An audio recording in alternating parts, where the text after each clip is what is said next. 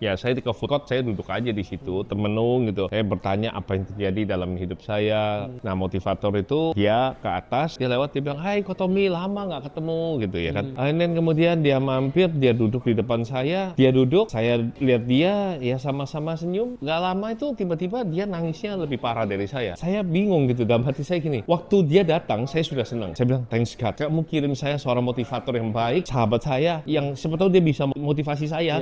Saya bisa bangkit gitu loh. Ternyata dia nangisnya parah banget. Terus saya bertanya sama dia, apa yang terjadi? Dan dia cerita. Itu dan dia ternyata lebih parah daripada apa yang Tommy alamin. Tetapi di mata saya, nggak tahu kenapa kok kayaknya mudah ya. Yang kamu alami itu mudah gitu loh. Nah, jadi saya kasih tahu way out-nya. Lucunya, di saat saya lagi begitu tough, begitu pusing dengan kondisi yang ada, malah saya bisa melihat dengan helikopter view bagaimana problemnya teman saya ini, dan saya kasih jalan keluar, way out, selesai. Wow.